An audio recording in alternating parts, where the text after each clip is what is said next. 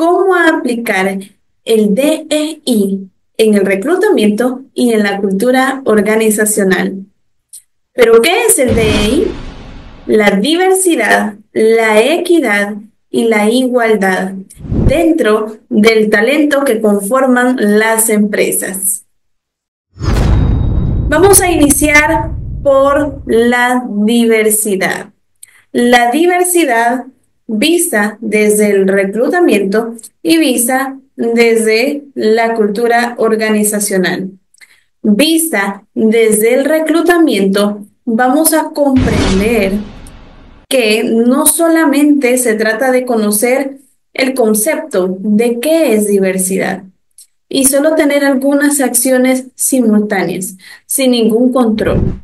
Aplicar la diversidad en el Departamento de Recursos Humanos y que pueda tener y generar resultados en todas las áreas requiere de que tengamos estrategia, indicadores, que consigamos datos, que investiguemos y que transformemos esta información. ¿Cómo va a ir influyendo en las decisiones que tomamos para favorecer al talento? En el reclutamiento, ¿cómo lo vamos a favorecer? Si va a haber una nueva oferta laboral, ¿cómo aplico entonces la diversidad? Estás preguntando en tu mente. Pues dando la oportunidad que sea íntegra, ética y responsablemente al talento que ya está vinculado a la empresa. Que realmente ellos sí participen para poder aplicar a esa oportunidad. Y si el talento interno no cumple con los requerimientos, pues cuando atraigamos talento externo, que también a todos los postulantes que claramente sí estén aplicados a los criterios que se necesitan y que son idóneos en la empresa, por supuesto, pero que sean 3 postulantes, 4 postulantes, 5, 7 o número X de postulantes que estén aplicando a esta oportunidad, todos responsablemente, éticamente, como íntegramente tengan la oportunidad de poder aplicar a esa plaza. ¿Por qué íntegramente? Porque diversidad no es que yo tenga ya un postulante y haga que otro talento participe a la oportunidad cuando yo ya tengo claridad a la persona que se va a vincular. Ese proceso no es ético porque no le estoy dando la oportunidad genuinamente y transparentemente a los talentos interesados y que tal vez sí cumplen con las competencias.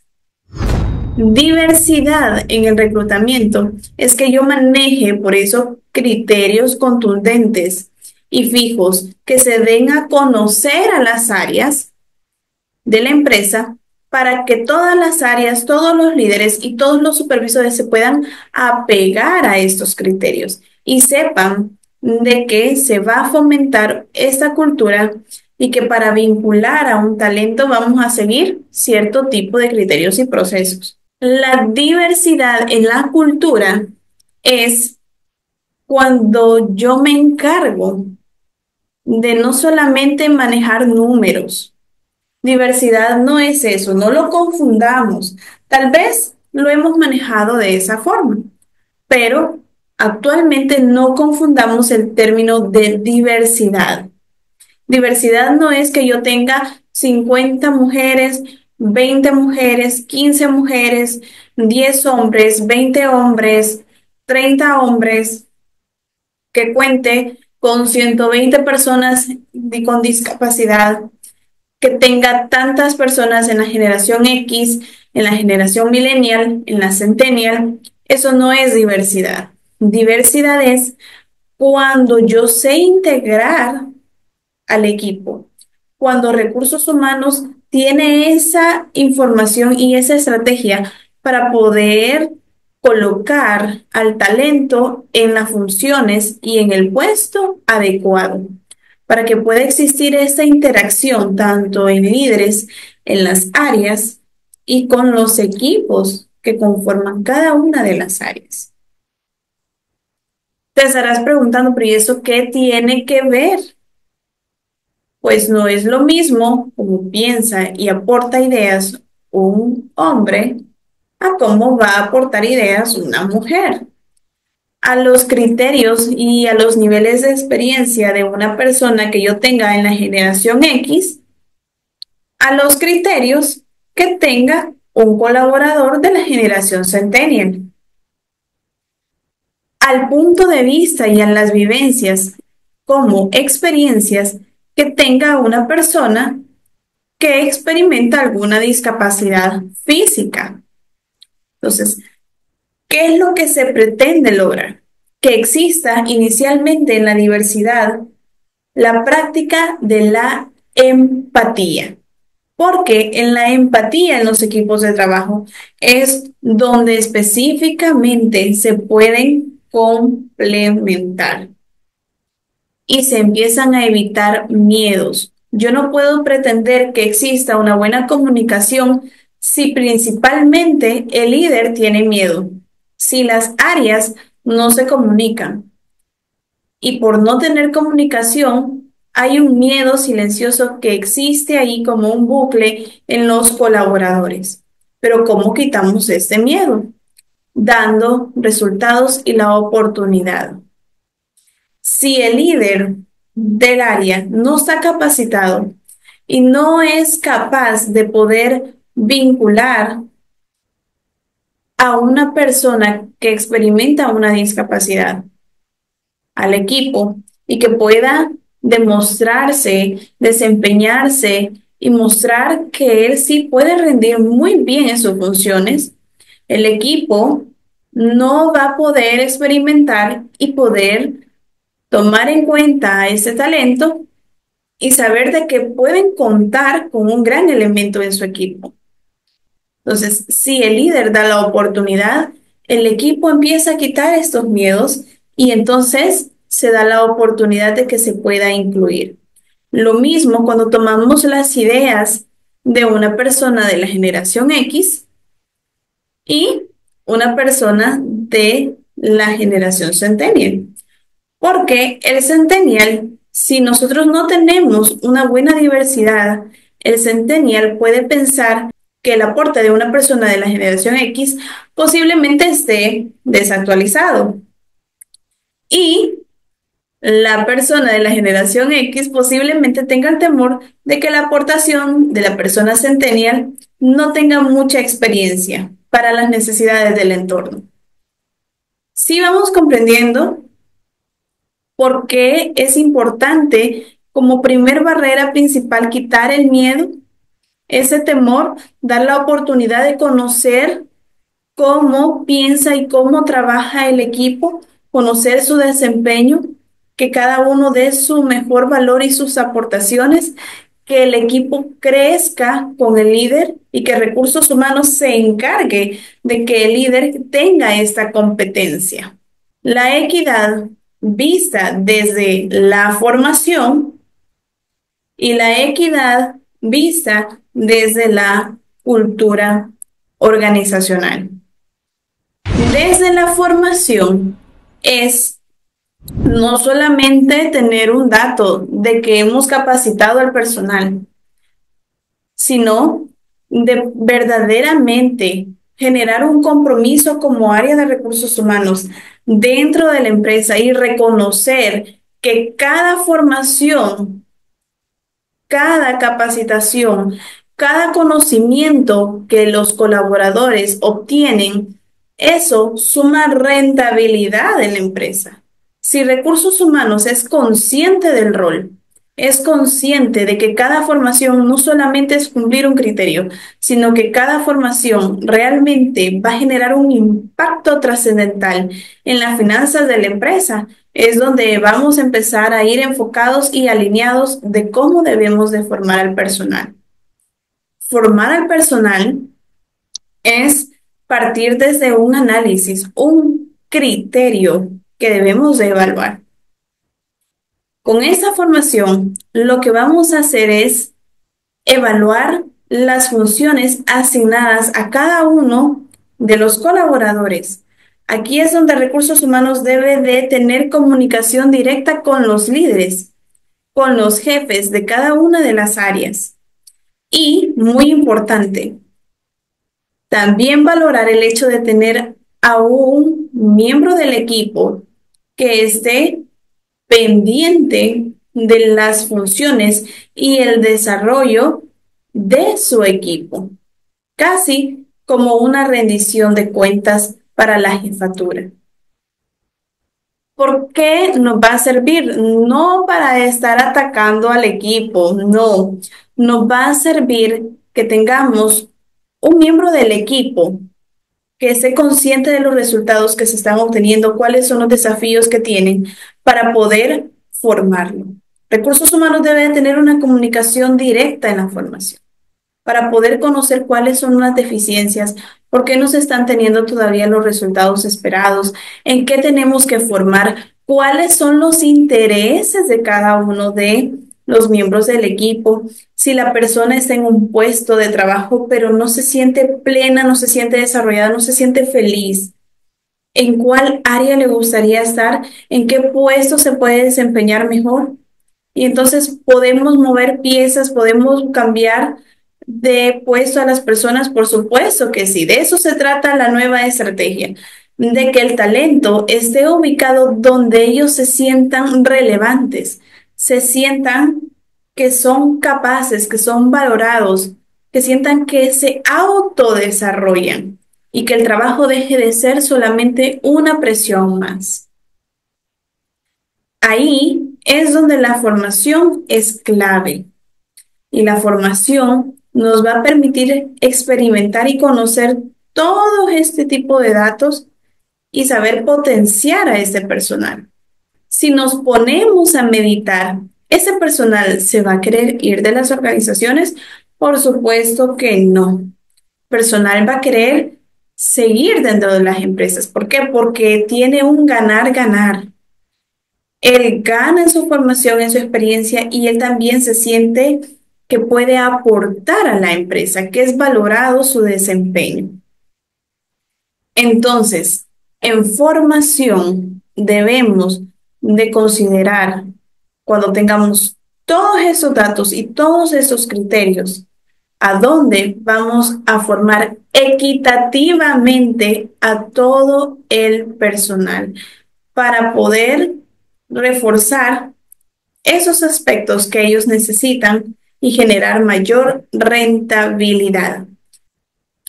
En la formación, quiero que recuerdes esto. Formación es igual a rentabilidad. ¿Y cómo va a impactar la formación en la cultura organizacional? Pues se genera un cambio de estilo de vida, se habilitan nuevas oportunidades para los colaboradores, se genera una esperanza y una motivación en el desempeño de los colaboradores. Y también se permite que con los conocimientos que ellos adquieren, cuando llegue un momento de hacer un consenso, una lluvia de ideas para gestionar un nuevo proyecto en la empresa, se fomenta en la formación la práctica de los valores organizacionales. Los valores no solamente deben de estar ahí, no es un criterio que se debe de cumplir. Debemos de tener valores claros y específicos que se deben de practicar para poder proyectar, para poder formar, para poder crear. Los equipos deben de crear, de indagar, conocer, para que puedan aportar soluciones. Pero ¿cómo podemos aportar soluciones si no tenemos valores que practicar? Es imposible. Valores como la consideración, la empatía, la escucha activa, son una buena base para ir tomando en cuenta. ¿Por qué los tenemos que tomar en cuenta? Porque si no tenemos valores claros y establecidos, aunque tengamos muy bien formado al personal, pero al momento de aportar ideas no va a existir esa sinergia en el equipo. Y lo que se pretende es que todas las ideas sean tomadas en cuenta, que todas sean analizadas y que todas puedan formar parte de lo que se quiere alcanzar. El siguiente factor es la inclusión, desde la experiencia del postulante y la experiencia del colaborador que está dentro de la empresa. La inclusión la vamos a poner en práctica desde el momento que tenemos la visita a la entrevista del postulante. Como reclutadores, no solamente vamos a estar pendiente de cómo se desempeña el postulante, si aplica, cuál es su lenguaje corporal, cuáles son las respuestas que da, si es acorde a lo que expresa. El postulante también va a estar evaluando el entorno, el ambiente, cómo lo hicieron sentir en la primera experiencia, la iluminación, si se sintió parte, si se sintió interesado, si le fue atractiva la empresa. Desde ese punto inicia la inclusión. Por eso debe de ser muy importante que la experiencia del postulante inicie desde el momento que se le da la bienvenida, desde que se le recibe para que pueda pasar a la entrevista a la que fue citado. Como reclutadores debemos de ponernos en el rol también del postulante. ¿Será que el postulante tiene las competencias, pero por cómo se le hizo sentir, no se pudo desarrollar plenamente? Este tipo de preguntas son las que nos debemos de dar respuesta para poder dar una mejor calidad y mejores resultados de las personas.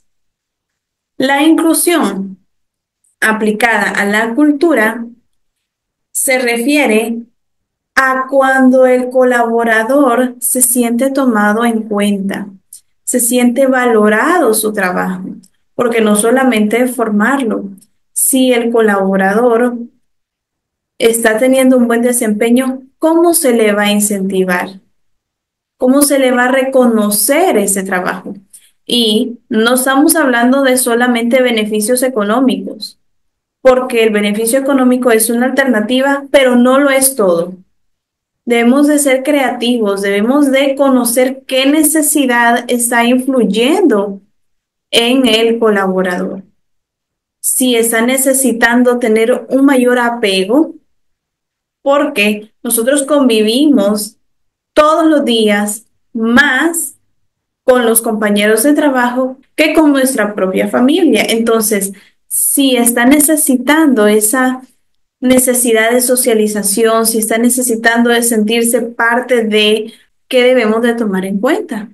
¿Será que necesita alguna actividad con la que pueda sentirse con un mayor apego y afecto con sus compañeros de trabajo muy externo a lo laboral? Puede ser una manera de beneficiarlo. Si está necesitando algún tipo de seguro o alguna necesidad de servicio médico para él y su familia, mayor flexibilidad en los horarios, nosotros debemos de ponernos a analizar. Y lo más principal es no solamente tener ideas para beneficiar, sino conocer cuál es la verdadera necesidad, los verdaderos intereses y las motivaciones del colaborador en particular. De esa forma, vamos a complementar la inclusión, porque la inclusión va orientada a la experiencia, sentirse que se pertenece, que se es parte.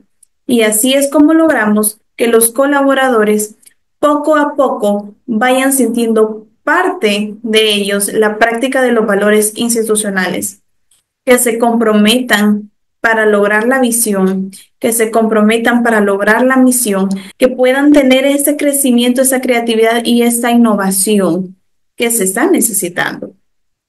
Así vamos a ir generando esas competencias que se requieren en el personal, sí o sí, pero pensando desde la inclusión, pensando en su experiencia, pensando en generar ese apego. Recursos humanos, para finalizar, es parecido al departamento de marketing, solamente que con clientes internos. Te invito a que le des like, suscríbete para obtener más contenido, para que podamos transformar esto, compártelo y que las áreas de recursos humanos pasen a ser estratégicas. Esa es la meta. Comparte ese contenido, dale like, suscríbete para que podamos crecer y podamos crear esa comunidad, esa familia y nos podamos compartir e interactuar. Quiero conocerte y apoyarte en las inquietudes que ambos tengamos o que tú tienes. Un fuerte abrazo, nos vemos la próxima semana. Chao.